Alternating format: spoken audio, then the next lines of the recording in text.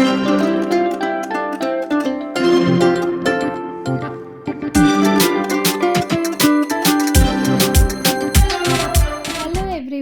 आम बनाया जाऊे गणेश पूजा special मोदकर recipe.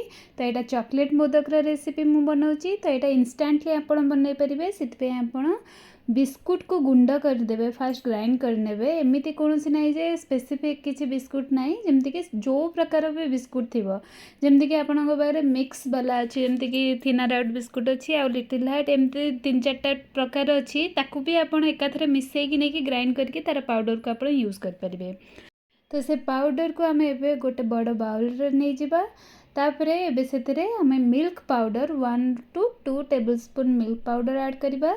तो मिल्क पाउडर द्वारा तार फ्लेवर बहुत भल आसो, तो निश्चिंत ऐड करेंगे। एबे सेतरे ड्राई कोकोनट गुंड जो आमर आसे, जमती कि सेटा ग्रेटेड होता है, पूरा ड्राई थाए, जोटा कि आम मिठा पिठारे आम यूज करूँ। तो सहीटा आप ऐड करने। तो तापरे आमे चॉकलेट पाउडर किसी ऐड करनवा।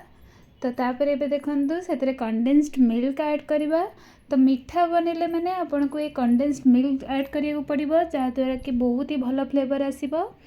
तो यहाँ निश्चिंत भाव में कंडेन्स्ड मिल्क ही ऐड करेंगे, आउ किसी भी ऐड करेंगे। तो ये कंडेन्स्ड मिल्क आम धीरे धीरे देखिकी ही ऐड करवा। तो 2 ରୁ 3 चम्मच ऐड करदे, तापर ताको भल भाव में गोलेबे। तो ये आउ कंडेन्स्ड मिल्क दरकार पड़े तापर आउ 2 ରୁ 3 चम्मच आप देखिकी गोटे गोटे चम्मच देखिकी ऐड करेंगे।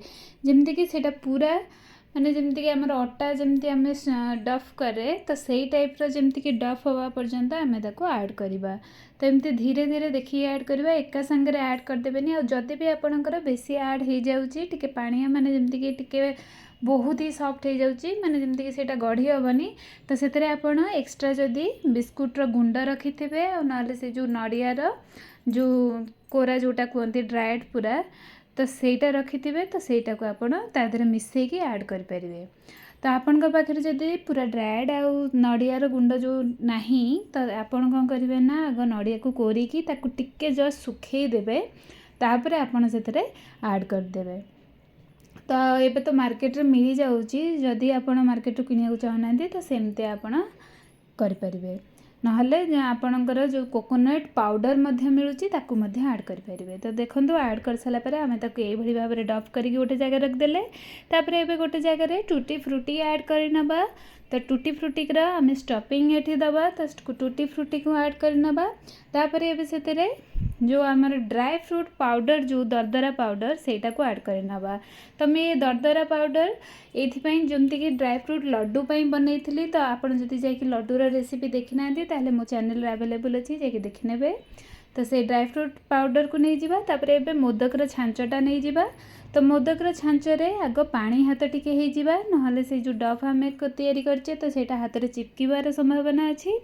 तो ताकू तापरे नहीं कि एबे ए जो छांचटा को एमती बंद करने। तापर एधारे आराम से जी तादर पशिबो सेतिके आपण आग फास्ट डफ को पूरे देबे मिक्सचर को। तापर ताको हाथ द्वारा एमती प्रेस करिकी, तापर से गोटे कणा ता मझिरे एमती हाथ द्वारा करेंगे, जमती कि धीरे धीरे करेंगे, जमती चारिकड़े सब लगी से टाइप्र देखिए करेंगे। तापर एबे सेतरे हमर जो ड्राई फ्रूट्स जो टूटी फुटी और ड्राई फ्रूट्स गुंडर जो मिक्सचर थिला दरदरा, तो सहीटा को आम पूरेकी तापर एबे आउ टिके डफ नहीं कि ता ऊपर पूरा थापी दबा एमती, जमती कि सेटा पूरा क्लोज हो जीवो। तो क्लोज हो गला परे एबे ताकू छांचटी को आम दबेकी टिके बंद करदबा। तापर ताकू खोलिकी देखंतु केते सुंदर भाव में एबे गढ़ी हो जाइए। यही भाव में आम सबुगुड़िक मोदक यही भाव में गढ़ी नवा।